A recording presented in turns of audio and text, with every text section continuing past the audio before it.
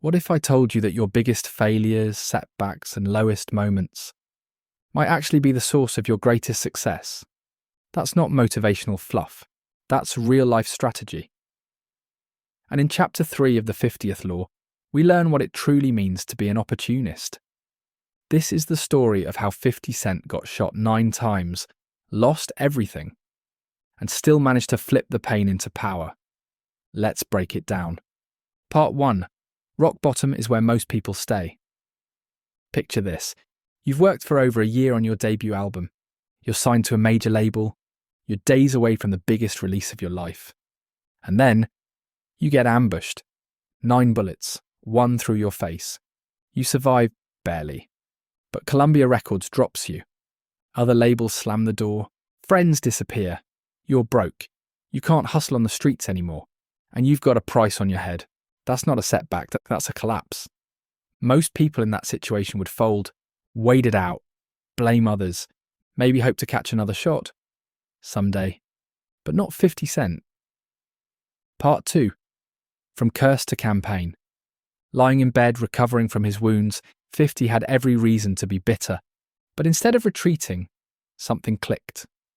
He listened to the radio. And what he heard made him furious. Fake gangster rap, overproduced tracks, manufactured stories. He realised the streets he came from weren't being represented. Everything sounded safe, corporate. He thought, I'm the realest out right now, and I have the scars to prove it. That bullet wound through his jaw. He made it part of his brand, the slower, raspier voice that came from the injury. He made it a style. This was more than just a comeback.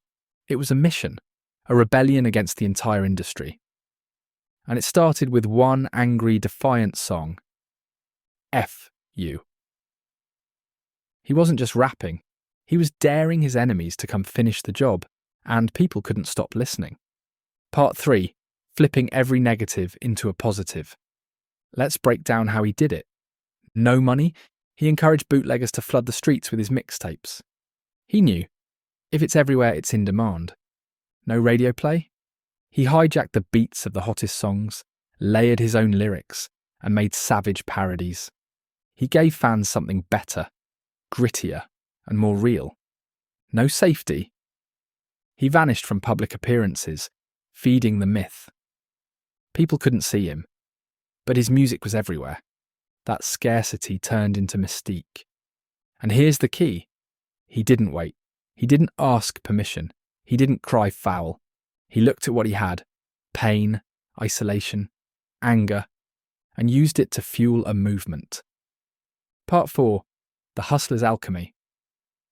This is what the 50th Law calls hood alchemy. It's the art of flipping anything, even garbage, into gold. If all you see is what's missing, what's broken, what's unfair, you're playing the victim. But if you ask, what can I make out of this?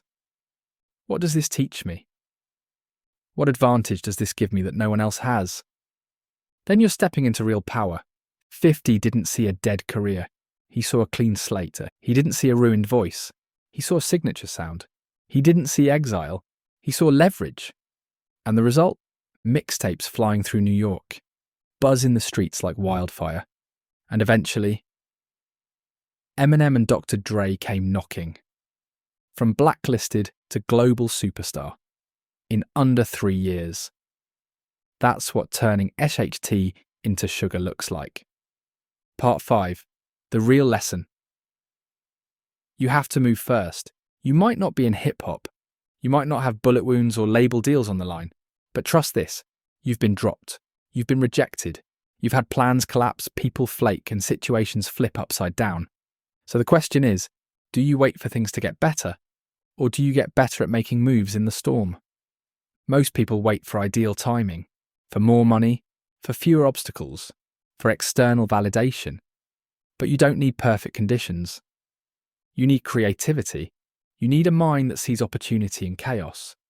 That's the mindset that separates survivors from superstars. Part 6. Your playbook.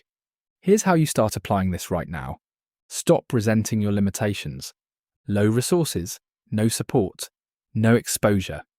That means more freedom to experiment, more hunger, more room to disrupt. Use pain as a brand. Your losses, your scars, your setbacks. Don't hide them. Build with them. Speak from them. Let them become your edge. Move with urgency. When you've already hit bottom, the fear of failure disappears. Use that freedom to go harder than you ever have. Become undeniable. Flood your space with results. Let your work echo louder than any excuse. Don't just bounce back. Bounce forward. Come back smarter, sharper, stronger, and more fearless. Outro. You are the alchemist. Look, life's going to hit you. Hard. You're going to lose money, relationships, chances, even confidence. The question is never if you'll get hit. The question is, what will you do with the impact? Chapter 3 of the 50th Law isn't about staying positive. It's about staying dangerous, taking every hit, every no, every loss, and turning it into something so real, so raw, and so powerful that they'll have no choice but to respect you. This is your moment. Turn shit into sugar and own your rise.